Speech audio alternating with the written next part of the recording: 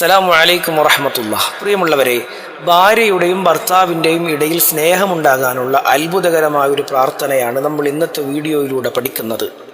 നമ്മുടെ ജീവിതത്തിലെ പ്രധാനപ്പെട്ട ഒരു ഭാഗമാണ് ദാമ്പത്യ ജീവിതം.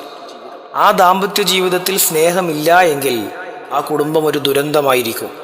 സ്നേഹമുണ്ടെങ്കിൽ, ഭാര്യയ്ക്ക് ഭർത്താവിനോടും ഭർത്താവിന് ഭാര്യയോടും സ്നേഹമുണ്ടെങ്കിൽ ആ കുടുംബം ഒരു സ്വർഗമായിരിക്കും. അവിടെ വളർന്നു വരുന്ന മക്കൾ സ്നേഹമുള്ളവരും സഹനമുള്ളവരും പറഞ്ഞതനുസരിക്കുന്നവരുമായിരിക്കും.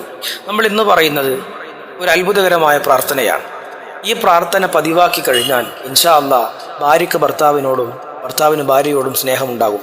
ഒരുപക്ഷെ ഭാര്യയ്ക്ക് ഭർത്താവിനോട് സ്നേഹമുണ്ട്, ഭർത്താവിന് തിരിച്ചില്ല. അല്ലെങ്കിൽ ഭർത്താവിന് ഭാര്യയോട് സ്നേഹമുണ്ട്, ഭാര്യയ്ക്ക് തിരിച്ചില്ല.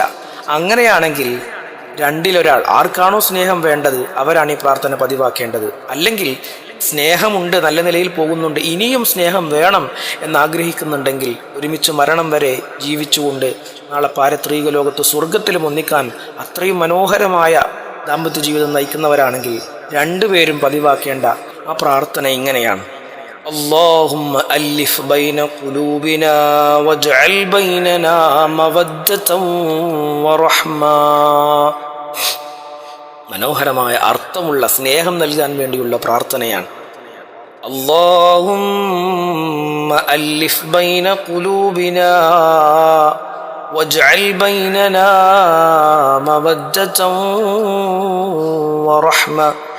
അല്ലാഹുവേ, ഞങ്ങളുടെ ഹൃദയങ്ങളെ ഒന്നിപ്പിക്കുകയും ഞങ്ങൾക്കിടയിൽ സ്നേഹവും കരുണയും ഉണ്ടാക്കണേ അല്ലാ. ഈ പ്രാർത്ഥനയാണ് മനോഹരമായ പ്രാർത്ഥന. ഇത് എല്ലാ ഫർദ് നിസ്കാരങ്ങൾക്ക് ശേഷവും 3 തവണ ചൊല്ലൽ പതിവാക്കി കഴിഞ്ഞാൽ ദാമ്പത്യ ജീവിതത്തിൽ സമാധാനമുണ്ടാവും.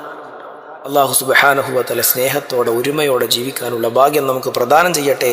നമ്മുടെ ദാമ്പത്യ ജീവിതത്തിൽ അല്ലാഹു ബറക്കത്ത് നൽകട്ടെ. അസ്സലാമു അലൈക്കും വറഹ്മത്തുള്ളാഹി വബറകാതുഹു.